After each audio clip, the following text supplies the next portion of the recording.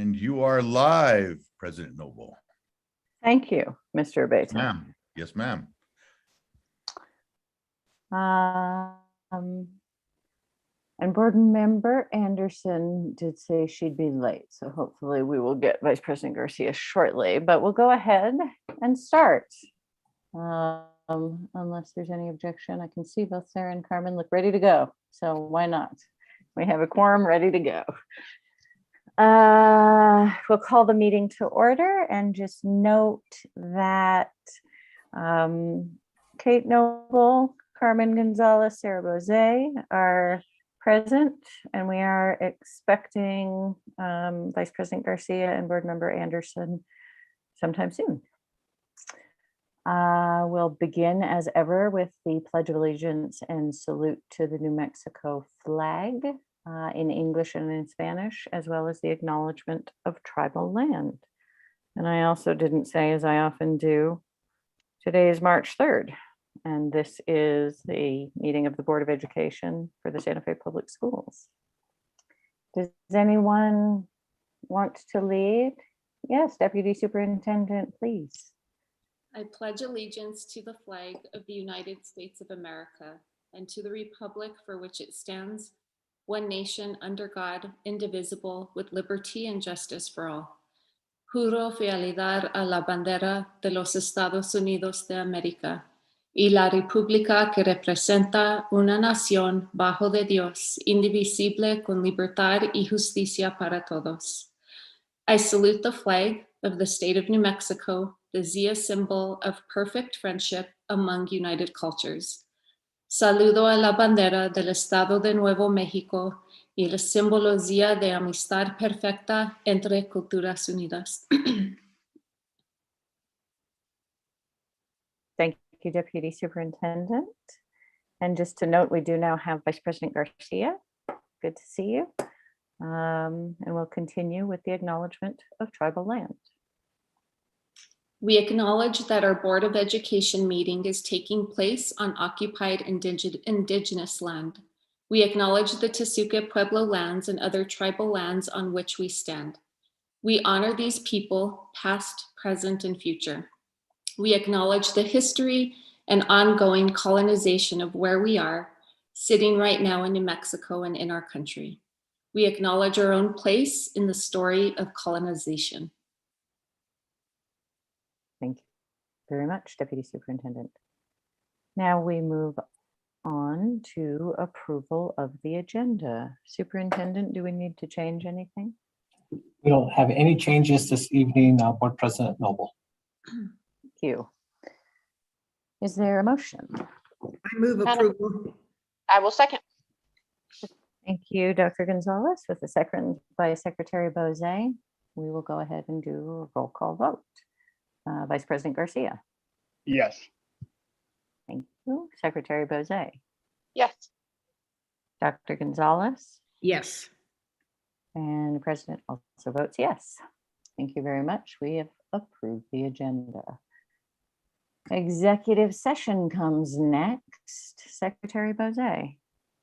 Madam President, I would like to make a motion to bring the Board of Education into executive session where we will discuss the purchase, acquisition, or disposal of real property regarding the installation of a monitoring well on the BF Young property. I'll go ahead and second.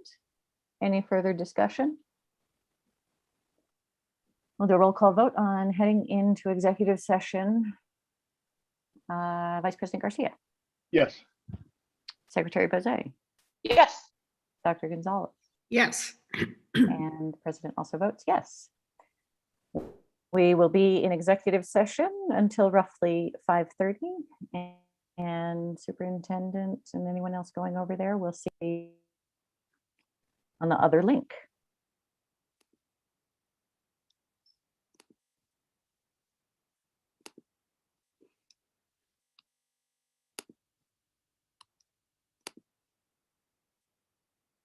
I don't have it.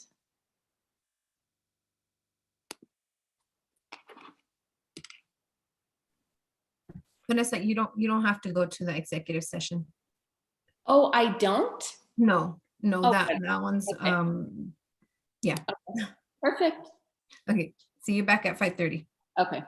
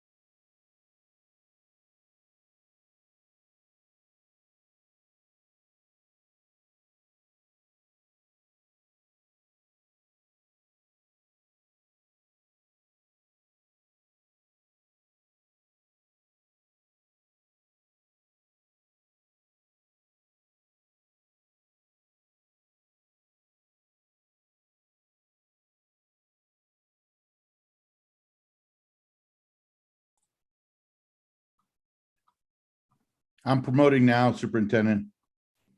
Great. I'm sure you'll do a good job. I'm getting there.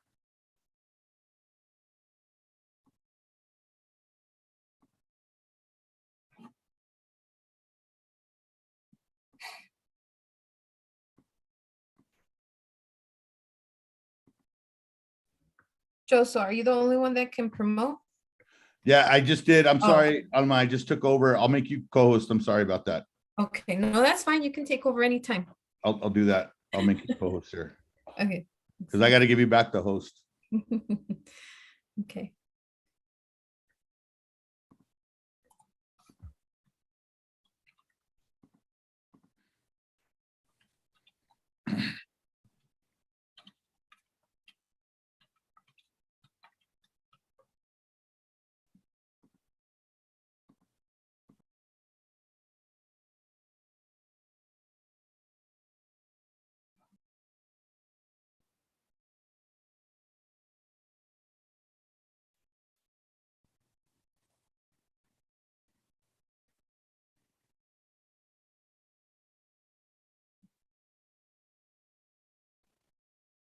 Hello, Good evening. good evening. All right, looks like we need a couple more board members to get started. How's everybody doing? Eh? It's Thursday. It's Thursday. Next week is the week before spring break. So this is the, I don't know what you'd call it, antecedent to the week before spring break.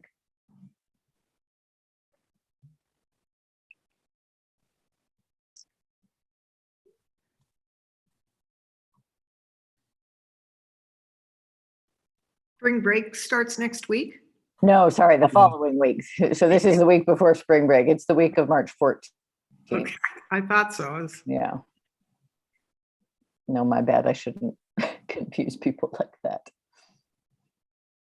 Or myself for that matter. Um,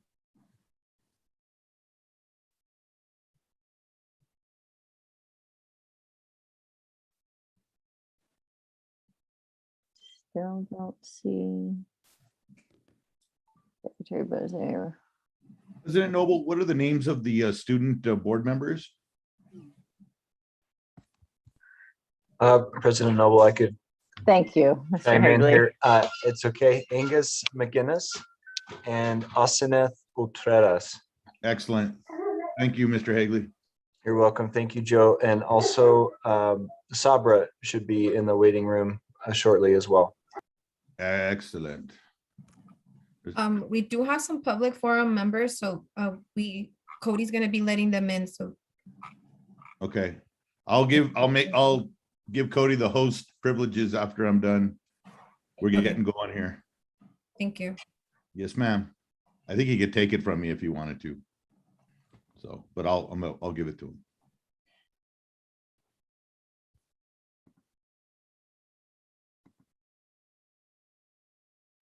Can you all hear me? Yes, we can. Awesome. Thank you. All right. All right, so we got Vice President Garcia, we got Secretary Bozay, we've got Student Board Member McGinnis.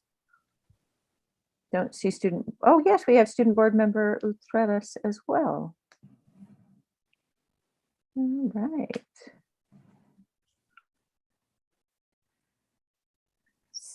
So we will go ahead and come back from executive session when you're ready, Secretary Bozay. Thank you, Madam President. I would like to make a motion to bring the Board of Education out of executive session where we discussed the purchase, acquisition, or disposal of real property in regards to the installation of a monitoring well on the BF Young property, and no action was taken. Second. Thank you, Secretary Bozay and Vice President Garcia with the second. Any further discussion? We'll do a roll call vote coming out of executive session. Vice President Garcia, Yes. Secretary Bozay, Yes. Dr. Gonzalez, Yes. and the president also votes yes. Thank you very much. And again, just to note, we are now joined by our student board members. Welcome once again, as ever, please raise your hand or even just speak up if you have a question or want to jump in on any of the topics as we go through and discuss them. Also to note that we hope to get board member Anderson at some point, but she is not currently with us. All right, moving on our agenda, we now have our introduction of interpreter. Superintendent. Thank you, Board President Noble, members of the board, Deputy Superintendent, will you please? Para servicio de traducción en español, marque 206-451-6064. A continuación, 701-802-5152. El número de acceso es 427-7932 # y por favor mantenga su teléfono en silencio durante la traducción. Thank you very much, Deputy Superintendent. Moving on to Roman numeral 4, we have our school board showcase, starting with El Dorado Community School. Superintendent. Thank you, Board President Noble, members of the board. With us tonight is Principal Angelique Armijo Ortiz and also her assistant principal, Chantel Dixon.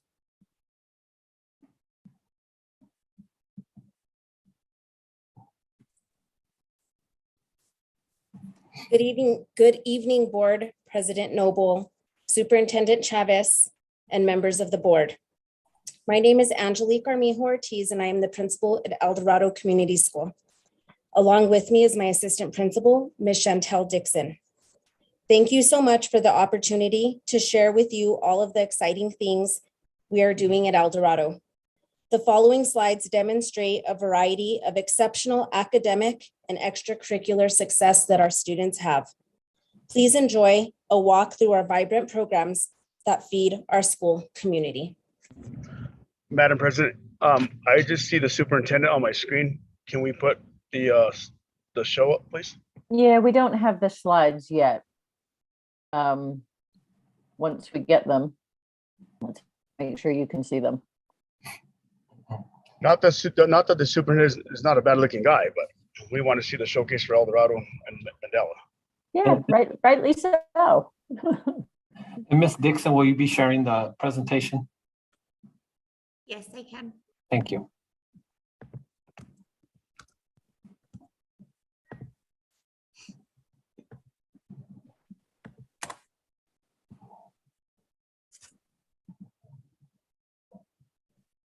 Once it gets up on the screen, I'll just start going through the slides. Thank you, Ms. Armijo Ortiz.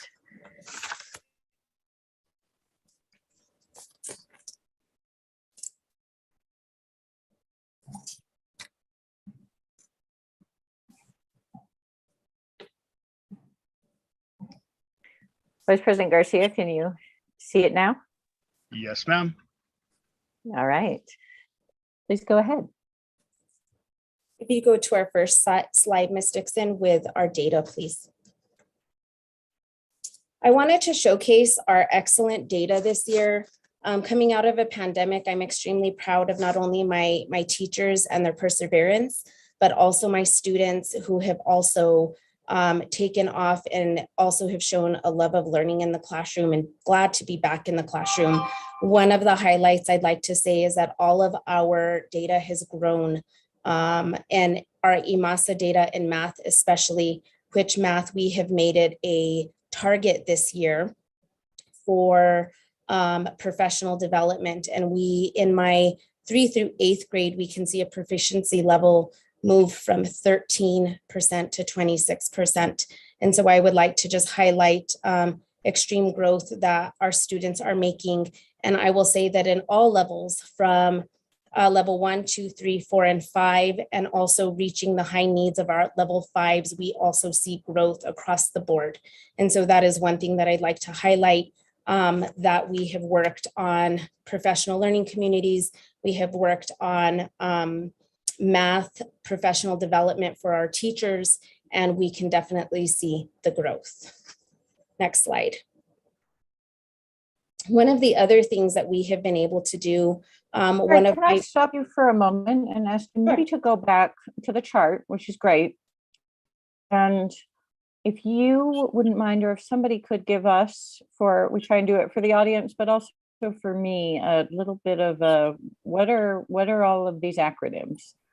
Starting with EMASA data is our beginning of year, middle of year, and end of year assessment that is given to give our students a benchmark.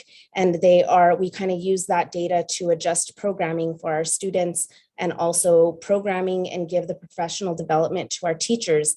And so as you can see, 3 through 8 in our EMASA data, we are able to test reading, math, and language usage. And that is grades 3 through 8. So it's a comparative measure that I'm able to use in order for teachers and also myself as an administrator to be able to drive our instructional needs, not only for students, but also for teachers, which really guides the professional development that I like to provide teachers. So we also continue that growth mindset. iStation data below that is in our reading. We were able to provide that assessment through kinder through 5th grade. And in math, our K through 2 students took the iStation data. And those levels are a little bit more differentiated. And level 5 being our higher students. I want to highlight that in our reading, we see our level 5s 18 to 30. We see a point difference of 18 to 30, which is a substantial amount of growth, which makes me extremely proud because our students who are higher achieving are also receiving the differentiation in which they need to continue to be enriched at their own level. Thank you very much. And MOY is middle of year. Yes. Right? Yes. Okay. Yeah, add, this is also utilized throughout all of our schools. So just want to put that out there as well, that we'll have a presentation showing our data for all schools in the very near future. Thank you. Thank you. And it's the trained broadcaster in me on the acronyms. Anyway, thanks for humoring me. Please go on. Oh, and I should also say at this Madam President, very good question. And Madam Principal, thank you for what you do. You have passion, it's in your voice, I can see it, but good question, Madam President. Thank you. Thank you. And just to note, Board Member Anderson has joined us. Welcome. Okay, please proceed. Sorry for the interruptions. No, that's okay. I think educators are famous for using acronyms and then not explaining them. So I hear that frequently. So I'm glad you asked. The next slide is showcasing our new literacy library. I am very passionate about making sure that our students have books in their hands and they're differentiated to their level. And so we have taken some of those ESSER funds to be able to purchase leveled libraries for our students. K through 2 will be receiving their leveled libraries in their classrooms. So students can check out books all the time through the weeks. And so not only do they utilize the library, but they can utilize strong classroom libraries. This literacy library has been created in order to also provide that getting books in the hands of students for all of our students K through 8. And so there's a good mix of differentiated literacy. Right now we're in the process, you can see, of organizing, leveling, and making sure we have a tight process in order to check out books for our students. We've also been able to create this space for learning, professional learning communities, where we discuss data dives. We, as a staff, look at math data and are able to collaborate. Next slide. Madam Chair, can I ask a question? Sure. Go ahead. So I was very instrumental in creating the Vista Grande library. So do you guys work with the library that's across the street there, across the road there? I'm glad you asked, Mr. Garcia. Yes, we are partnering with them right now. We actually have a art show that is being shown at the Vista Grande Library. And we also, it is Read Across America Week. And so we have been working with them to provide library cards for our students. We've kind of expedited that application process to help students get that card. And encourage classes to get on over there to utilize their facility as well. So yes, we are starting to really take off and utilize that partnership for our students to strengthen literacy. Thank you for that, Madam President. So Mr. Superintendent, if the county, Commissioner Hughes, actually that's his district, but we have applied for many grants from the state to run that library. So if we can actually coincide with the schools and the library, Vista Grande Library, please let me know how we can help out, Mr. Superintendent. But thank you for working with the adjoining Vista Grande Library. Thank you. Absolutely. I'm just going to go through some of our exceptional programs. We were very proud of our El Dorado Community School, who had 29 projects. And our judges were very impressed with their ability, our students' ability to think of things in a STEM and STEAM world with inquiry. And so I wanted to showcase just our science fair and our science program. And with that, we also have partnerships with Trout in the Classroom. And so we have some of our science teachers in our 6th, 7th, and 8th grade classes that are able to see real life connections to our agriculture and our biology of what we have in New Mexico. We have students and teachers that apply for many grants, the Thornburg grant being one of them, and being able to provide exceptional materials such as tanks and filters in order to see our Rio Grande cutthroat and our rainbow cutthroat actually start off in our classrooms. And they are able to connect it every day into their academic log.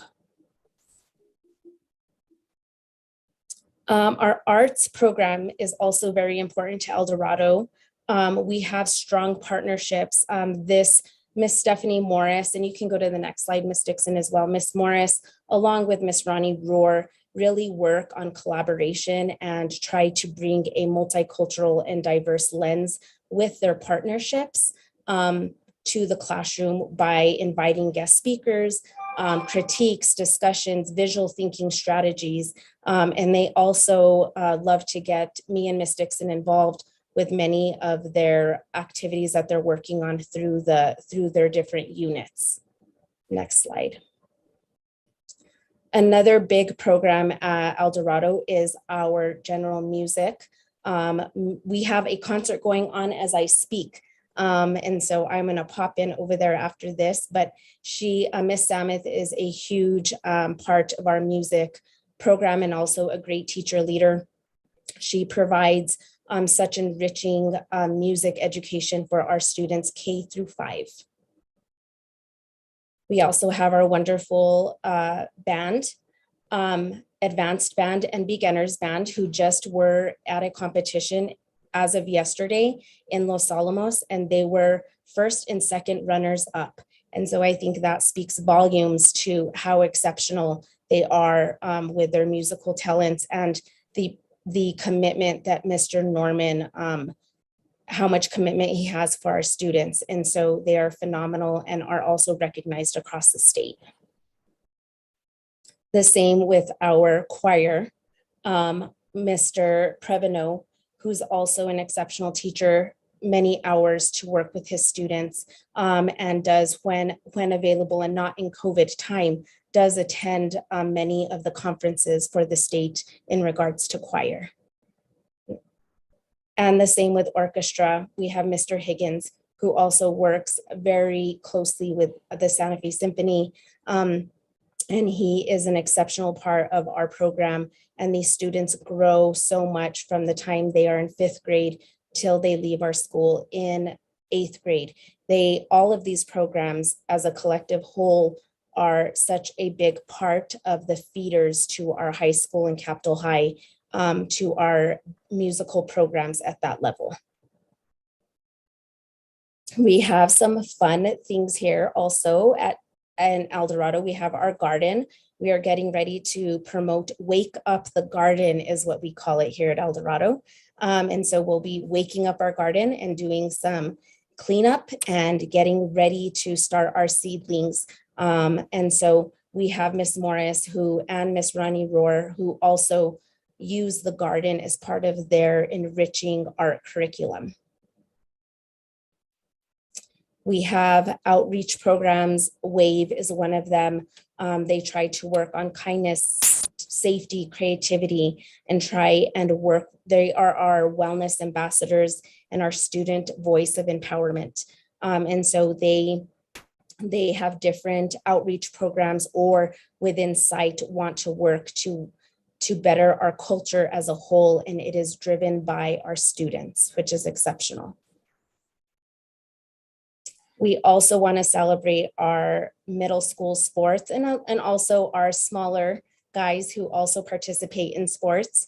We have many sports, from soccer. We have many of our students who participate in the high school soccer and are pulled up to those freshman teams. And so we also like to recognize them for their participation usually at Santa Fe High School. We have girls basketball, boys basketball, volleyball, and also our football team does collaborate with Gonzales as well and Aspen to create one team. And they were all very successful. We still have track that is coming up. And so I am very excited to see how well they will do this coming spring. Our El Dorado PTA is also extremely supportive of our school community as a whole, our teachers, and of our students. They are a huge part to organizing many of the activities and enhancing many of our activities here that we have on site.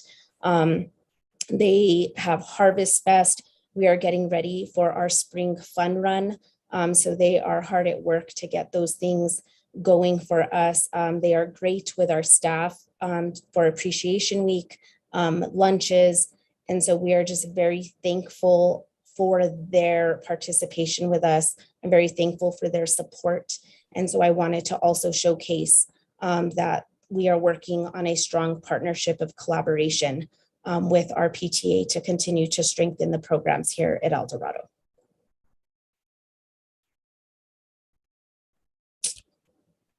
And that will do it for our presentation this evening.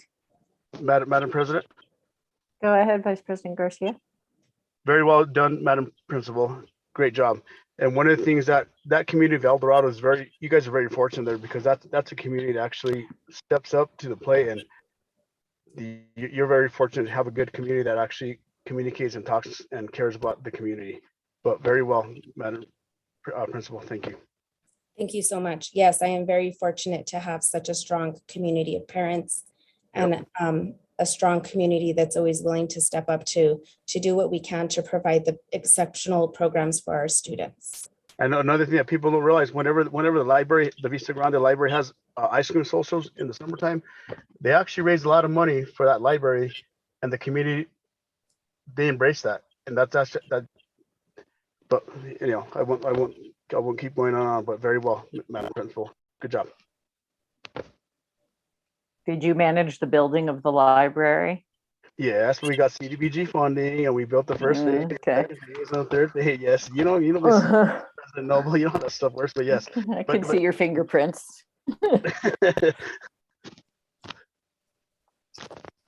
Other questions or comments of the team from El Dorado? Madam President.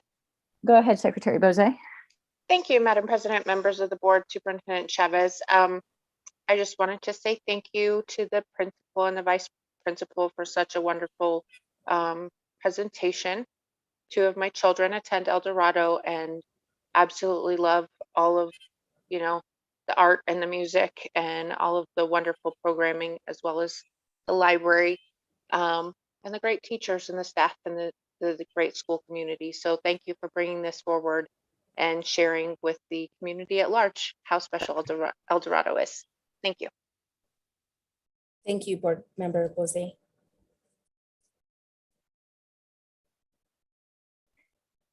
All right. Seeing no other hands or comments, I'll just say thank you very much. We appreciate you coming and bringing all that great information to us. Thank you so much for having us. It's a pleasure to be here. Great to have you.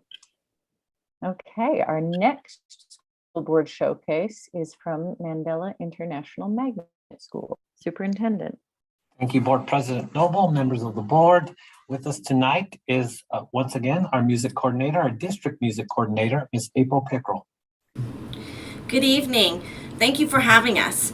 Band and choir are currently participating in the music performance assessments this week, as you just heard from Angelique. Capitol High School Band and Santa Fe High School bands earned superior ratings, as did the Santa Fe High School choirs. El Dorado Band, who we just spoke about, earned the highest scores of the entire festival with the advanced band and the beginner band. This includes North Central, which includes Los Alamos, Las Vegas, St. Mike's, NMSA, all of the northern schools up here. That's who they were competing against. And they got the highest scores even over the high schools. I'm so proud of them. Tomorrow we finish choir, and next week we have orchestra. Tonight, I present the Mandela Music Program. Jesse Parker has been in music education for 24 years and has led award-winning middle school, high school, drum corps international, and college groups in New Mexico, Texas, and Arizona. Jesse is in his 6th year of serving Santa Fe Public Schools at Mandela International Magnet School. As a performer, Mr. Parker has played all over the world, from venues like the Telluride Jazz Festival to the New Yorkin in San Juan, Puerto Rico. Currently, Mr. Parker can be seen performing in a variety of idioms, from his Latin powerhouse band Nosotros to the concert hall with the New Mexico Philharmonic. Please enjoy this piece performed by the Mandela World Music Ensemble called Samba de Roda by Dean Sorensen. All right, share my screen. No, I like.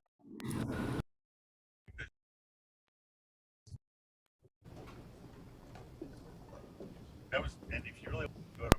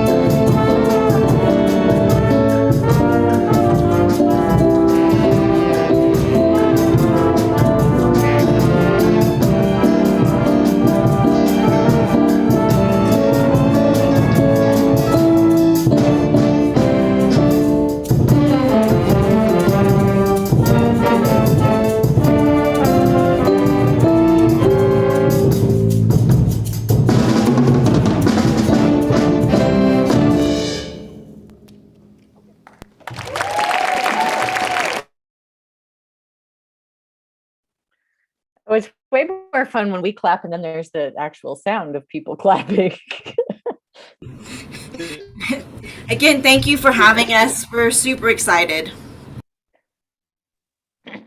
Thank you, Ms. Pickrell. Thank you so much. That was fabulous. And the achievements and recognition through all those scores is really impressive. And please give thanks and credit to the folks that deserve it. And thank you. We know you deserve a lot of credit for making all of this possible. So really appreciate you. Any questions? Madam President, really quick. Yeah, go ahead, Vice President Garcia. Madam President. You know, very well said, well done. And for the students, excellent performance. That's awesome. And for the gentleman that actually plays for or did stuff with those what's it called? That band she said, those otros. For those people, that's actually an excellent band. But the students, very well done. Excellent. Very well done. Thank you so much for all of your support. We appreciate you so much.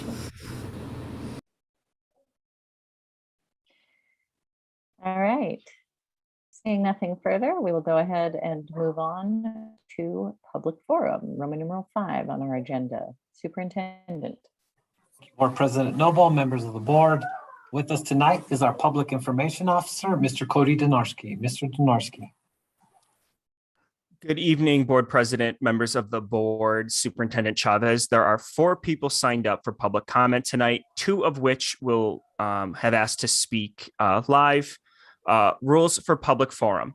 Public forum includes online and or virtual participation as needed, as well as in-person comments when the board holds in-person meetings. Please listen and speak with respect. No uncivil conduct will be permitted. Please do not discuss any specific student who is not your own. There will be no sharing of time. Self-monitor and observe the 3-minute time limit. I will give you a 30-second warning when your time is almost up. Public commentary and dialogue is allowed only during the public forum and not throughout the meeting. Please search for answers on common ground. You may speak on any topic, whether it is on the agenda or not. Your input will be taken into consideration. Please be advised that the board may discuss your issue during the meeting, but by law, the board cannot take action on items that are not on the agenda. Please do not discuss employee matters which may result in disciplinary action. Instead, notify this employee supervisor, the Human Resources Department, or the superintendent. All right, so I'm going to start with the 2 that are speaking live. The first one I have is Michael Campbell. Give me 1 second to get my timer up. All right, Michael, you are able to talk. It shows you are muted right now, but you are able to talk. Hello, my name is Michael Campbell. I've lived in Santa Fe for 60 years. I'm a retired lawyer. For the last 3 years, I've been a volunteer tutor in English at the public schools. I have 2 requests and 1 question for your consideration. My first request relates to a sentence displayed on the first page of your website. It reads, quote, 86% graduation rate and continuing to increase, close quote. My request is that you consider taking that sentence down, taking it off your webpage. The reason for taking it down is that it improperly conveys a false sense of success. It connotes to the community we're doing a good job in educating and graduating our public students. But that's not really the case. The factual data confirms we're not doing a good job or even a minimal job in educating and graduating our students. Young Hispanic males are among the most at-risk students in our community. The last published data by the Department of Education, 2019 pre-pandemic, reveals that 78% of 11th grade male students at Capitol High could not read at grade level. 88% of them are not proficient at grade level science, and 97% of 11th grade male students at Capitol High were not grade level proficient in math. Any suggestion that student proficiencies would have improved across the 18 months of the pandemic are just wishful thinking. How can this data square with the boasting on your webpage of an 86% graduation rate? It can't. If we're honest with ourselves and with the community, what is occurring is that the school board has chosen, apparently as a matter of policy, to graduate from Santa Fe Public High School's young people who don't have the minimum knowledge or skills necessary to graduate from high school. You have created, or you have acceded to the creation of a conveyor belt of significant incompetency in our schools. This conveyor belt does no favors to our students. It does no favors to our community. It is detrimental to our students and to our community, and you should stop it. My second request relates to your response, the school board's response to these depressing, heartbreaking statistics.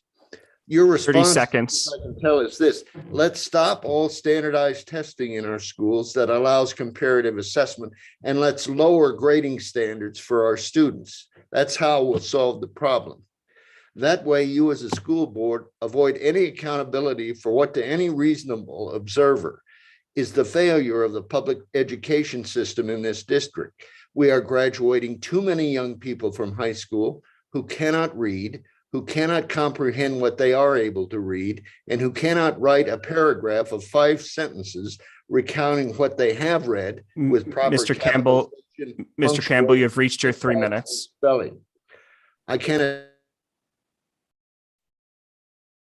Thank you, Mr. Campbell. The next speaker tonight is Mr. TJ Welch. Mr. Welch, you are now, let me make sure you're now unmuted, so you are good to go. Thank you. Thanks very much. So there's no video, you just have to hear my voice, even though the technology is capable of video. Can we do video or no? I don't believe I have the option to turn on video. All right, well, maybe I just have the audio. Thank you, everybody. President Noble, members of the board, Superintendent Chavez. I've been watching lots of these board meetings. Fascinating. My name is TJ Welch, and I have 2 children at El Dorado Community School. I just want to thank you tonight for figuring out how to have live speakers remotely call in. I was hoping you could see my face and my smile and my passion, but maybe we can work on that for next time. But actually, my new request and hope would be that we get back to in-person meetings again. I think it's important for you guys to get with the community, and the community to be in person with you, and for you to see the passion not only in my face or in my voice as it is now, but actually in person. So if we could work on that, maybe even for the April meeting, that'd be fantastic. I'll wear a mask. I'm fully vaccinated. Also, very much want to ensure that the music and art programs that are at El Dorado, that they were, it seems like that they were diminished a little bit, that they've kind of been reduced the amount of days, some of the opportunity, I don't really know because I'm pretty new at El Dorado. It's only been there a little bit over a year. But I hear they were great programs, and I very much, as a musician and artist myself, I really very much want my children to have that, and I want it to be brought back swiftly and fully to where it was pre-pandemic. I know there's some challenges and concerns, but those things are starting to clear out, and we need to get back to normal. That's really it. I look forward to working with everybody, and I hope to see you in the future in person. Thanks so much. Have a great night. Thank you, Mr. Welch. Thank you, Mr. Welch. And that is it for our speakers. The last 2 comments are from, let me just make sure I have these taken care of. The last 2 comments are from, the first one is from Heidi Edwards. I would like to address the issue of employee wellness as it relates to retention. These past couple of years have been difficult for educators all over the country. Teachers, support staff, administrators, custodians, and everyone else who works in public education is feeling the effects of the pandemic learning. During normal years, this is the time of year when many educators start counting down the days until summer break or saying things like, only 1 quarter left, thank goodness. Imagine how our school employees must feel this year with all the added stress, frustration, and anxiety the pandemic brought to them. I feel that should be a top priority of the district for the remainder of this school year to address the mental health needs for all of our school employees.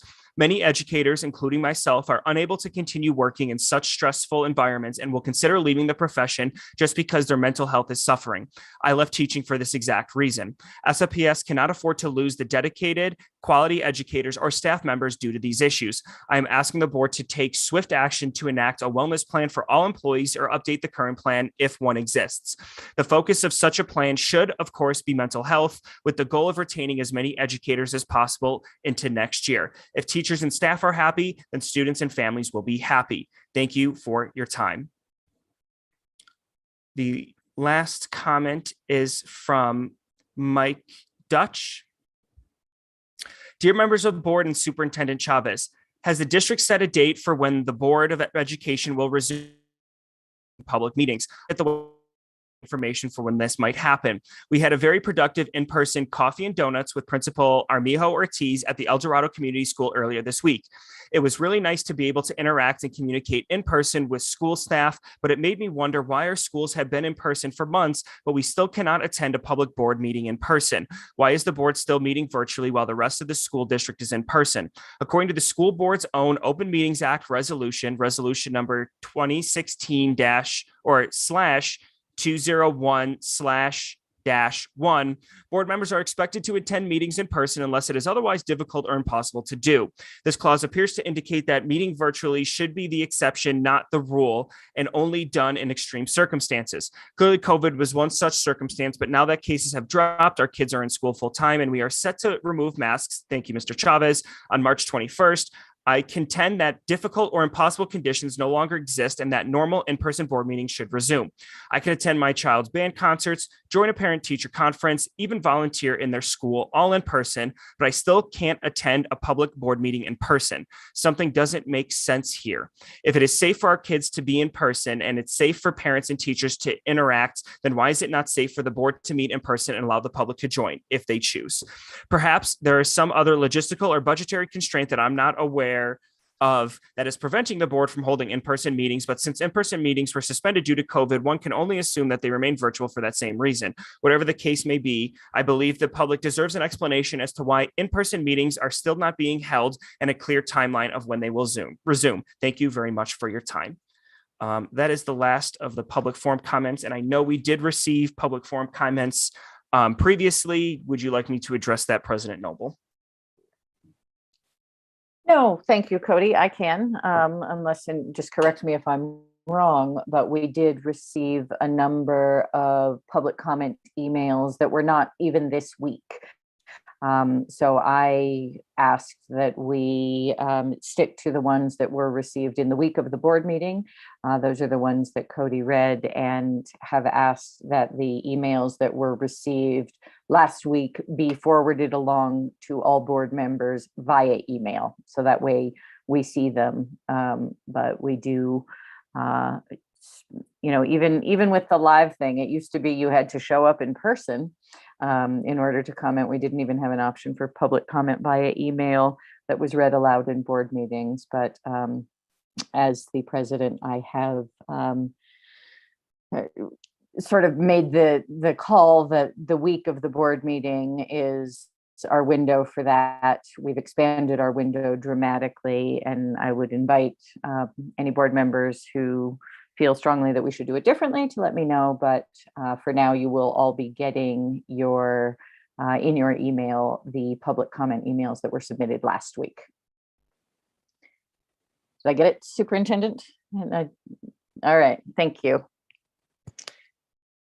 Okay, we will move on to item 6, union update. I don't see Ms. Mayer in our universe here, but maybe I have too many screens or too many boxes. This is maybe the meeting, the first one of the month that conflicts with the NEA's meeting. So we don't have Ms. Mayer, but I'll just go ahead and ask if anybody is here for a union update. Okay. Madam President.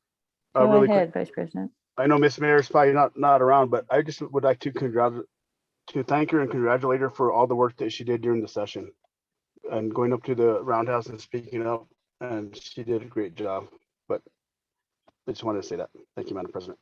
Thank you. Student board members, announcements and follow-up is next on the agenda, Roman numeral 7. Ms. Ultreras or Mr. McGinnis, do you have any updates for us or announcements?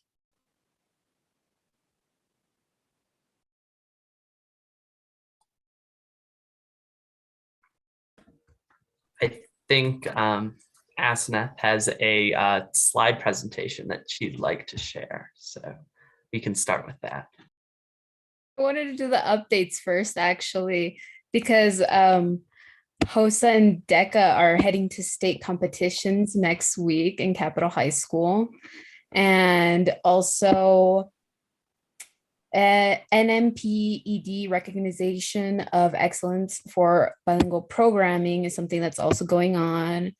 And we've also had cheer place first in their division at Capitol, as well as our Spanish class go to Naciones Unidas at the Cervantes Hispanic Cultural Center, if I am correct.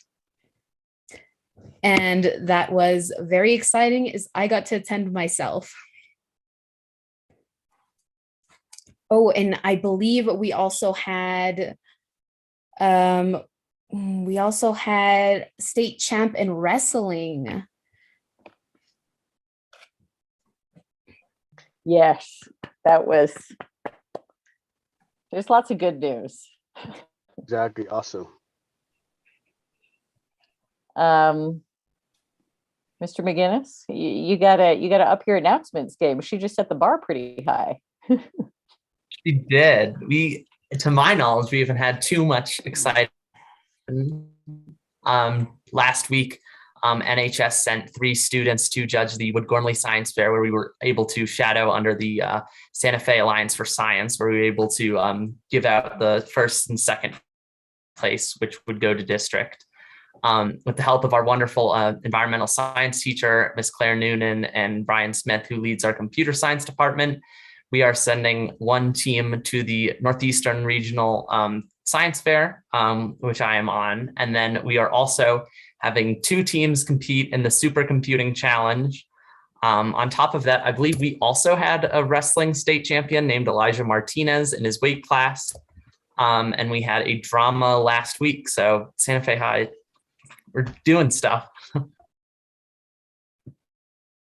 Great. See, you got there. Love it. Thank you very much. There's so many wonderful things that happen in our high schools that we appreciate hearing about some of them. And I know that there are probably plenty that are missing too. But anyway, thank you both. All right, Ms. Ultreras, you want to do your presentation? Yes. Do I have to share my screen for that slideshow? Or I think Cody's gonna. Cody, do you have that slideshow? Madam President, is it Mrs. Contreras? Is that your name? It's Ultreras. Ultreras. Okay. Yes. All right. Mr. Donarski, do you have the slide deck? I do. Sorry, I got buried in my tabs.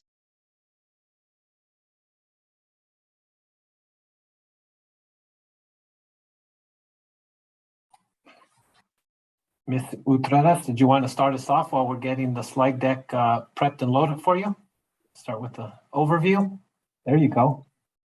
Oh, yes, that's the first one. Okay, so hello, everyone.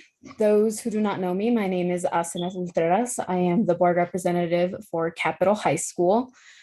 This month, I've been working very closely with Sabra Romero to find volunteer opportunities for students in hopes of getting them involved in our community. I'm very passionate about this project, as it was difficult for me to find opportunities to learn and grow as a young adult. I'm very honored to have met Sabra, as she has been an enormous support in this project. So the following slides are opportunities Sabra and I have compiled for high school students that we hope to begin promoting in both Santa Fe and Capitol High School. Next slide, please.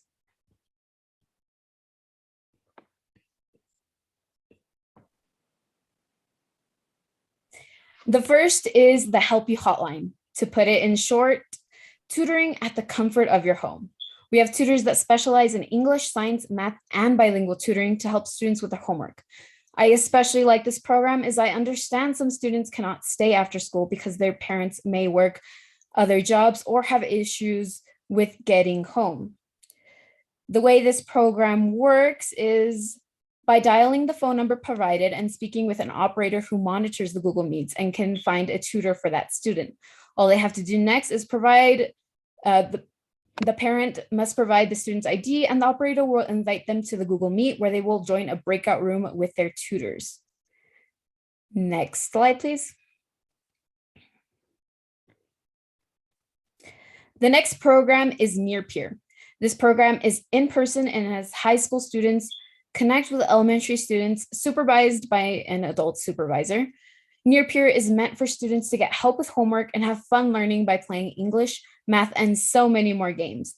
The idea is to get kids excited about learning and helping them thrive in their classes.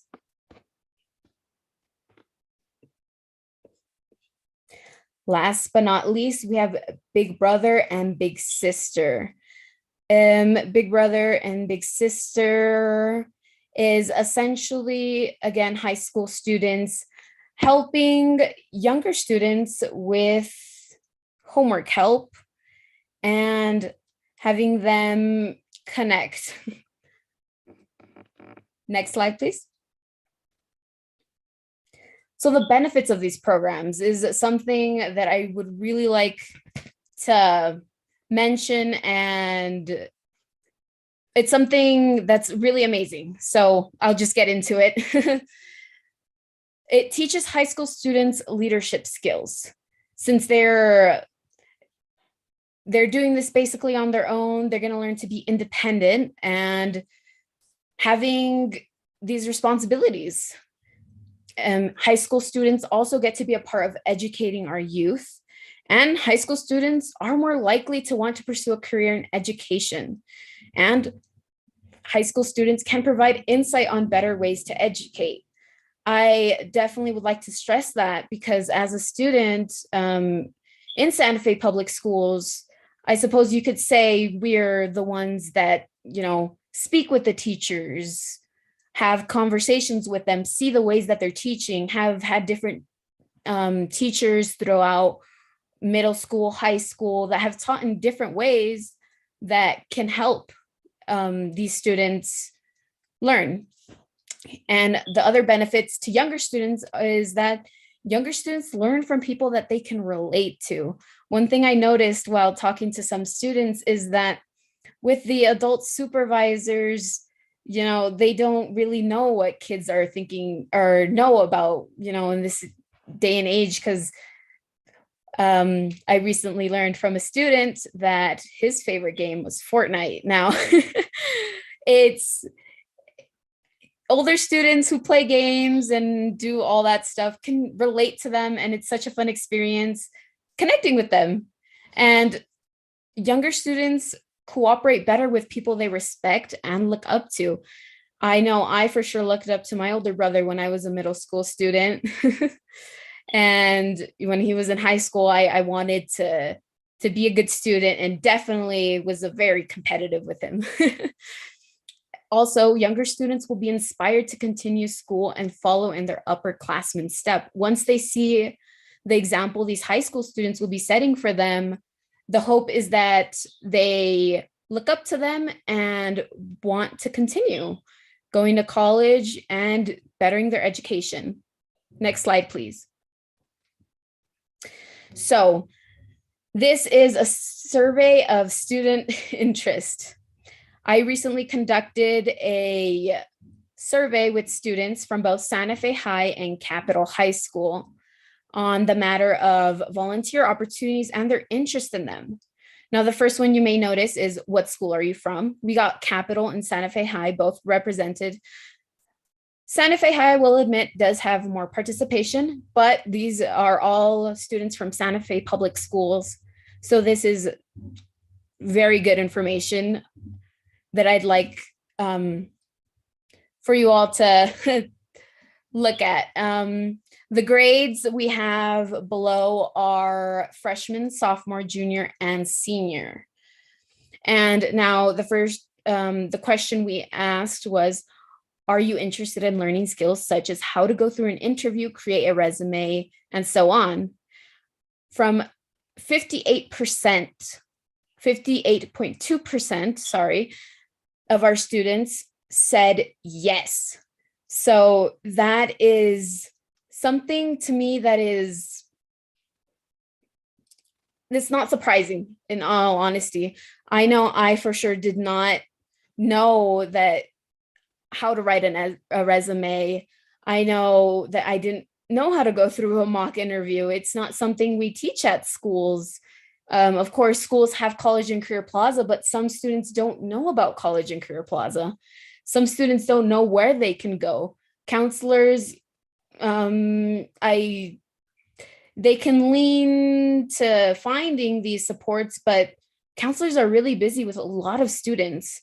And if you notice on the side, it says, yes, no, maybe, I don't know. There's some who do know, but the majority in the survey don't know. And I think these programs and these volunteer opportunities could definitely teach students a lot and how to progress in their adult life, and that will definitely benefit them. Next slide, please. So this is the continued survey of student interest. Now, one question we also asked, are you currently working? We have 27.6% of our students are working, but the rest are not working. So we do have students that are working, but the majority is not working, not getting that experience, and don't know how to write a resume, don't know how to go through an interview, and are practically left blind in some way, if that makes any sense. The other question we asked is, are you interested in volunteer opportunities? 41.5% said they were interested in volunteering opportunities. On the side, if you notice, there's a lot of sidebars. It's mainly students saying, well, what opportunities are offered, what maybe in the summer, what are things that are offered, and so much more, which I found interesting because some students are interested in volunteer opportunities, but they don't know about them. And now our last question is, are you interested in working with Santa Fe Public Schools in programs such as Near Peer or the Help You Hotline?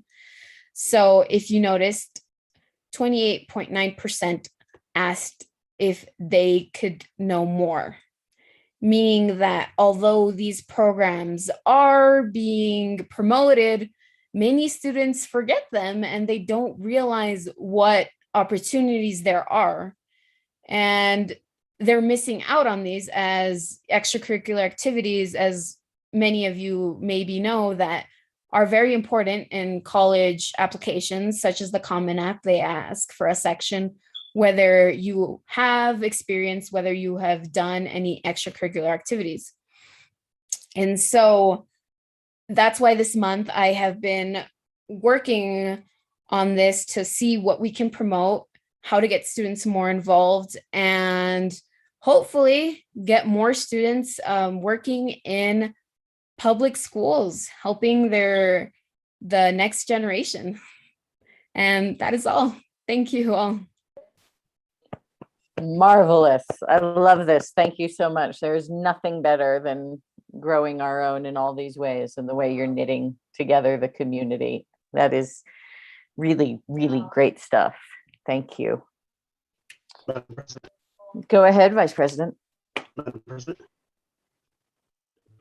I know it's not Mrs. Contreras, but Noteras, I believe your name was, but you did an excellent job. And thank you for being involved with the school. You did an excellent job, and thank you. Thank you so much. I try my best, but again, I couldn't have done it without Sabra. She's been an amazing and an enormous help with this all. And she was actually the one who told me about all of these wonderful opportunities that I hope to get, again, promoted to all of these schools more and get more students involved in educating our youth. Madam President, please let us know how the school board or the superintendent can help you to promote these things that you have great ideas, and please let us know how we can help. But thank you for what you do. Thank you, Madam President. Madam President, can I say a couple words really quickly? Please go ahead, Ms. Romero. Thank you so much. I just wanted to, let Asenath know how appreciative I have been of working with her and how wonderful it has been to get to know her over the last few months, along with the other students that we're working with in near peer. It's just been very inspirational to know that our youth is moving in this direction, and she's just been a great help, and she's going to be a great asset to our community moving forward. It's great stuff. Secretary Bozé, please. Thank you, Madam President, members of the board, Superintendent Chavez. I just wanted to say thank you again to Ms. Utreras for that presentation, and all of her points on why this is an important program are so valid. And I think I just wanted to maybe highlight one additional benefit, and that is the relationships that are built and the empathy and the connection between those age groups. If people don't grow up in households with older siblings or younger siblings, they can have that kind of experience, and we can learn to remember that we too once didn't know all of those things, and that empathy building is just such an important skill, and working with people of different ages is a great way to develop that skill. So thank you so much for recognizing that, for seeing the need, and seeing how you and your peers can step in and inspire all of the kids in Santa Fe to get involved. Thank you so much.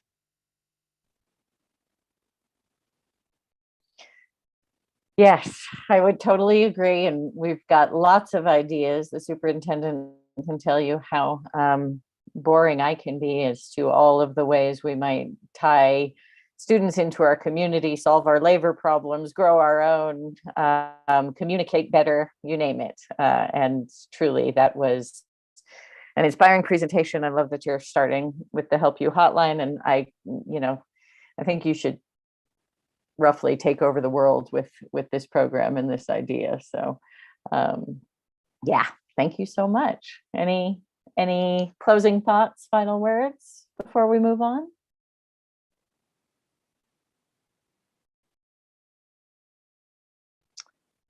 Dr. Gonzalez. I found it very interesting, and I think it goes really well with the career and technical education, the resolution that we put together, and we'll work well with that. And it would be great to see the students be involved in that as well. Did a great job presenting. Thank you very much. All right. See, we can see the clapping, but it's not the same as when there was actual applause for the orchestra. That was fun. All right. Well, that was super inspirational. Thank you, Ms. Ultreras. And please keep us updated on how it's going. And as Vice President Garcia said, how we can help. Okay, we will go ahead and move on to board announcements and follow-up. Are there any board announcements or follow-up? I can do one, which is to say that on, I don't know what day it is still, it's pandemic time. I think it was Tuesday. Dr. Gonzalez, board member Anderson, and I had the opportunity to be at NAVA for the governor's signing education bills, along with the superintendent and a bunch of other impressive folks. It was really a wonderful thing, and superintendent, just want to thank you and your team, and most of all, everyone at NAVA for disrupting their world for that celebration, which was a lot of fun. And As you know, the students and teachers were the life of that particular party and the highlight of the event. And really, it was a lot of fun. Of course, the governor is great in playing off the students and her applause lines. But that really was wonderful, and it was a wonderful display of the Santa Fe Public Schools and of NAVA in particular. So just really appreciate all that. And obviously, these are some really important structural things that are happening in our education funding and the raises that staff members are getting. And it's really, really great. And, you know, it's of course never as easy and clear as it looks from when the state legislature passes the budget and it all sounds great. And then we get the unit value and we see what tiers our teachers are in, and somehow it never quite adds up. So that's the task that we as the board and the superintendent and the team have ahead of us, is to reconcile how it all works for next year's budget in the very real world of the Santa Fe Public Schools and the people who get their paychecks and are part of this incredible team. So it's nice to celebrate, and you know, there are probably bumpy roads ahead as we budget, but truly it was a great event, and it feels really important. And even the national president of the American Federation for Teachers, AFT, Randy Weingarten, was there. So that was fun. And the PED secretary had said, you know, to the governor that she had used her playground voice, and the teachers have their playground voice and their classroom voice. And I would say that none of that actually compares to the union leader voice. Ms. Weingarten was absolutely fabulous at rousing the crowd and is clearly really, really good at that, and a deeply passionate teacher. So. Madam Anything? President? Yes, go ahead, Vice President Garcia. Just as you said, as you mentioned, Mr. Superintendent and your entire team, the entire school district, for the governor to showcase at Santa Fe Public Schools, great job, guys. You know, from your entire team, Mr. Superintendent. And as the president said, the governor chose Santa Fe Public Schools to do her showcase. But great job, Mr. Superintendent, and your entire team, from the bus drivers to whatever else, to great job. Thank you, Madam President. Thank you. And please do convey our thanks and gratitude to the folks at NAVA who did clearly have their worlds changed that day. Board Member Anderson.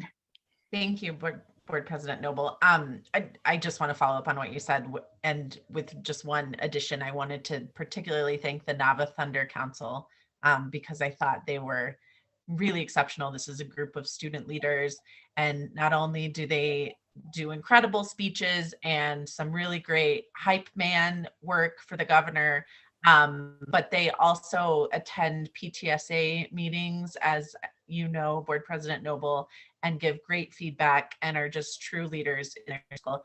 And I also want to wish a belated happy birthday to Principal Justin Hunter, who sacrificed his birthday celebration to celebrate all teachers across New Mexico, and with the governor signing. So I appreciate the kind words about NAVA. I'm lucky enough to be a NAVA parent, and I just think they did an incredible job. And I think we're really lucky as a district to have had the governor come and sign such monumental bills, not just the pay raises, but also bringing back teachers early from retirement, changes in just a number of really important changes, the package of bills that she signed. So thank you. Other comments, board announcements? All right, we will go ahead and move along to superintendent announcements and follow-up. Mr. Chavez. Thank you, Board President Noble, members of the board. Bear with me this evening. I have plenty of updates, a lot of great things happening in Santa Fe Public Schools.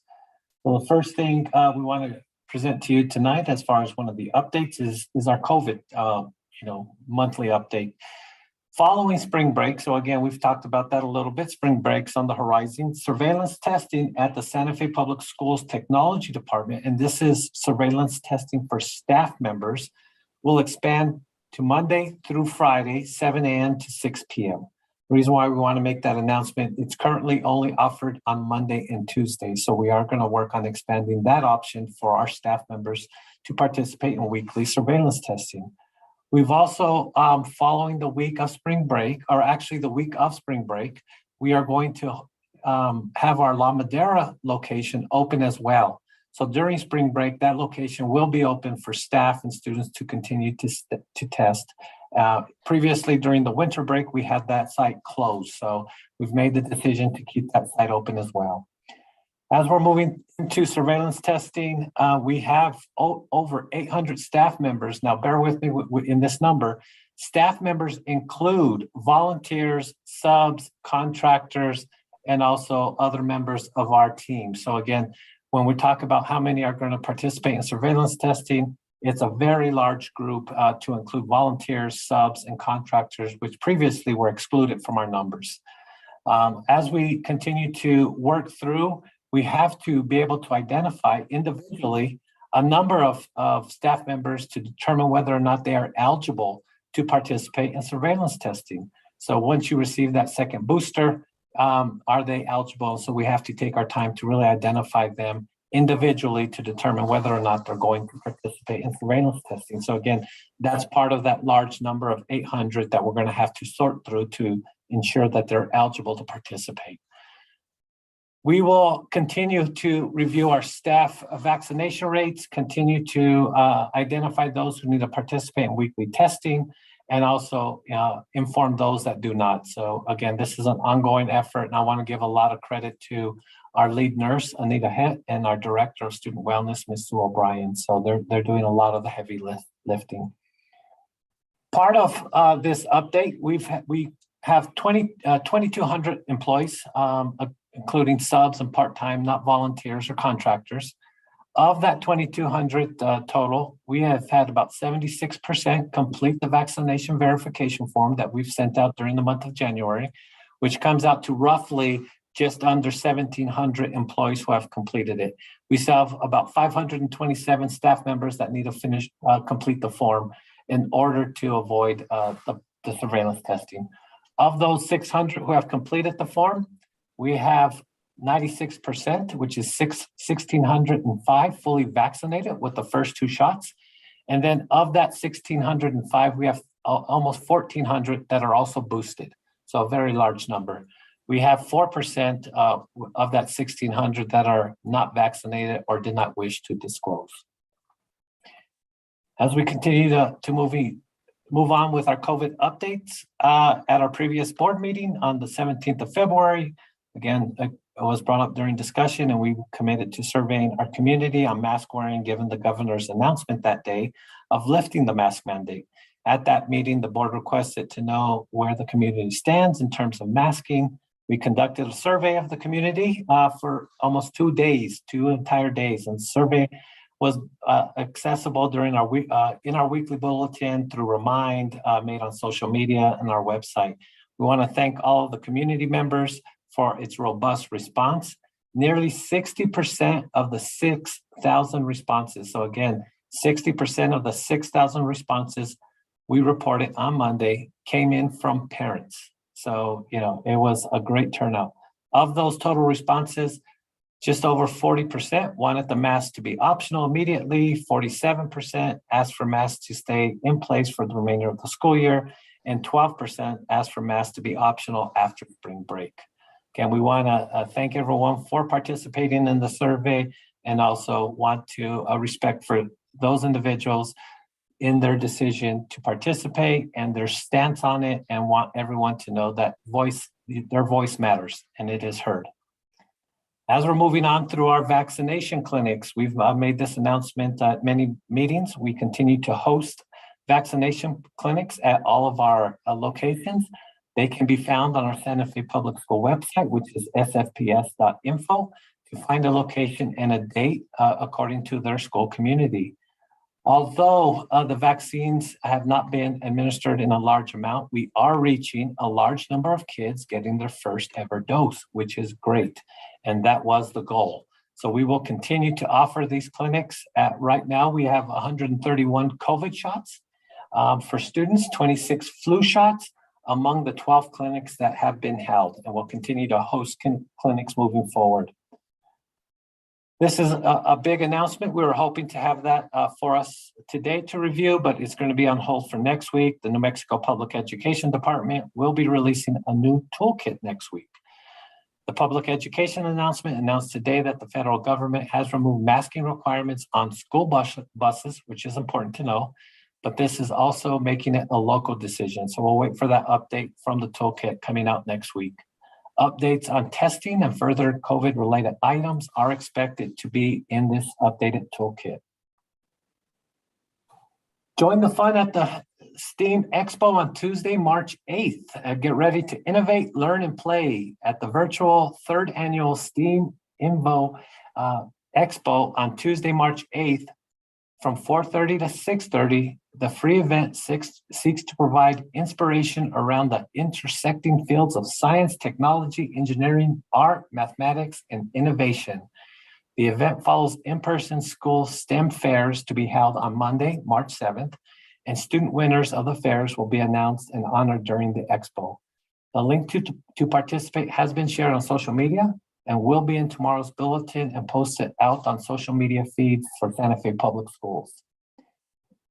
Deadline for our budget, which was briefly mentioned earlier, will be June 1st, and it will be due by 8 a.m. The governor has until March 9th, part of the budget workshop and announcing the unit value. She has until March 9th to act on House Bill 2, which generates the Appropriations Act. At our last board meeting, we discussed the variances, which was previously announced this evening as well, and we would see in the raises. So again, due to the average language in the bill, we are working through what the raises would look like across the board for all employee groups. We did meet with PED this morning to really just have a sit and get, kind of answering questions that we may have on how to implement the raises. And we've been discussing this with our employee groups, which includes our union, our principals association, just to give them a little bit of information going into budget season on how the raises could work. Again, we were spot on this morning with PED in our questions and the way we are calculating raises and our adjustments to future base pay and salary tables. The 2022 New Mexico School Board Association Scholarship nominations information was just sent to us today. Again, all Board of Educations are eligible to participate. Boards may only submit one scholarship nomination for consideration. In the past, the board has asked for principals to support this effort and named 2 board members to review nominations. So this is separate from our initial achievement, student achievement of excellence. We're happy to get this out to our principals this week, and given the board schedule, action on the nomination would be needed on April 7th, which is our regular board meeting that we have scheduled. Nominees must be graduating seniors and will be selected based on 4 criteria: leadership, academic performance, community involvement, and extracurricular activities. Again, the deadline for submission is April 15th, and that's why we have identified April 7th as the board meeting to act on the nomination. Update on Solarize Santa Fe. We are happy to announce that oh yes, Dr. Gonzalez. Madam President, members of the board, Superintendent Chavez, last year, are you going to appoint 2 people to review that from the board? We can announce that if it's up for discussion, maybe a little later in the agenda, because we did do the same kind of agenda item and asked for volunteers from the board to participate to review the nominations. Okay, thank you. You're welcome. And I'm sorry, didn't we establish at the last meeting that Dr. Gonzalez and board member Anderson were doing that? No? Yes. No, yes. that was for the Student Achievement Award. This is for the scholarship. So same name, very similar. Last year, Rudy and I did the student school board awardee. Scholarship, yeah. Yeah. Would you say, Mr. Superintendent, I'll be willing to help out Dr. Gonzalez or let me know, Madam President. Okay. Updating on Solarize Santa Fe, we're happy, again, I'll just start over to announce that Solarize Santa Fe collaboration with the city of Santa Fe has resulted in 33 signed contracts for city residents, and 12 of whom are Santa Fe Public School employees. These 33 homes solar arrays totaling 135 kilowatts of solar electricity are the equivalent of not burning 183,000 pounds of coal every year for the next 30 years. So we want to thank Board President Noble and the Board of Education for their approval of the Solarize Santa Fe resolution, and to Neil Denton at the city for developing and managing this project. Because of your support, we have 33 more homes powered by the sun in the city of Santa Fe. Update on the TESOL and bilingual endorsement pilot program. We have 12 teachers that are currently working on either a TESOL or bilingual endorsement through our pilot reimbursement program developed by our Director of Language and Culture, Ms. Lisa Vigil, and in collaboration with New Mexico Highlands University. 4 are working on bilingual endorsement and 7 are working on the TESOL endorsement. 1 teacher is working on modern classical and native languages endorsement, which is a required endorsement for teachers teaching Spanish language arts at the secondary level. Again, we'll continue to advertise this in April and for the summer and fall semesters. We'll continue to provide this tuition reimbursement pilot program for teachers who were near obtaining or interested in obtaining the TESOL and or bilingual license endorsement. And this was part of an initiative of using our ESSER funding. Anna Age 8 survey, if you remember, we had this presentation early on in one of our meetings. Last October, Dr. Catherine Courtney presented on 100% New Mexico as part of the Anna Age 8 effort to ensure that children, students, and families are trauma-free and empowered to succeed in family life, school, and the workplace. Dr. Courtney requested Santa Fe Public Schools to support the implementation of the survey in the Santa Fe community to determine parents and families' access to vital services. And we agreed that evening to participate. As an update on the process, the survey will be ready mid to late March, and we will complement our community schools work and get this information out. Madam President. Madam President. Go ahead, Vice President. Sorry, I had to switch to my phone, so I'm not quite as quick on the button as I used to be. But before we move on, Mr. Superintendent, thank you for the update. And in regards to the solar that the schools have been doing, the community, the schools, I'd like to thank Lisa Randall. She's done an excellent job in the last 5-7 years that I've been on the school board and the CRC, as well as Christy, because our schools are doing good. But thank you, Lisa, and thank you, Mr. Superintendent. I just want to give a shout out to Lisa because she's done an excellent job for our public school. Right, thank you. And last but not least, next week is School Social Work Week. Again, we plan on promoting School Social Work Week. We're really going to give them a token of appreciation. Our Equity, Diversity, and Engagement Department will be doing much of the lifting, but we have agreed to really help out in delivering these tokens of appreciation. So we just want to make sure we acknowledge our social workers next week. Board President, that concludes my announcements and updates.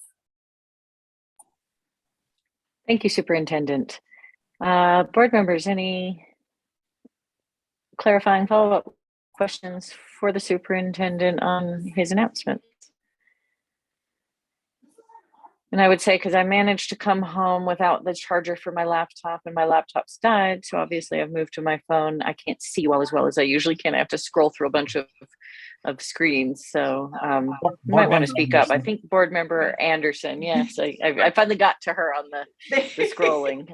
But please, board members, for the rest of the meeting, please feel free to unmute yourselves and speak up. But go ahead, Board Member Anderson. Thank you, Board President Noble. Board President Noble, members of the board, Superintendent. Just one clarifying question and a couple of comments. one, I just wanted to echo Vice President Garcia about Solarize Santa Fe. I think that's such an excellent initiative. So I really appreciate your work, Lisa Randall's work, and any other staff who contributed. I think that's really fantastic. I know that the average energy burden for a low-income family in New Mexico is 15% of their income on average. And so I think, solarizing is really excellent. So thank you so much. Also, I wanted to say, as the parent of a high-risk student and as the parent of a child who cannot yet be vaccinated, like many of our young students in pre-K, I just want to thank the district for all of the hard work it's doing in mitigation procedures for COVID-19. We know that despite cases dropping, this is not over, particularly for folks who are high risk and immunocompromised. So I personally really appreciate that. And then just a clarifying question. So in talking about teacher pay raises, I wanted to be sure that HB2 language does not specify a 7% raise for each staff member, but it does specify a 7% average raise, which has to take into account those level bumps as well. Is that correct? You are correct. The way it reads is you multiply 3% on your current base salary, and that is guaranteed, and it must meet the new base minimums. So then you start working on that average language of 4%. Okay, thank you. I appreciate that, Superintendent. I feel like that might not have been fully messaged to every staff member. So I think that clarification is really important for those who are watching and who will watch. So thank you very much.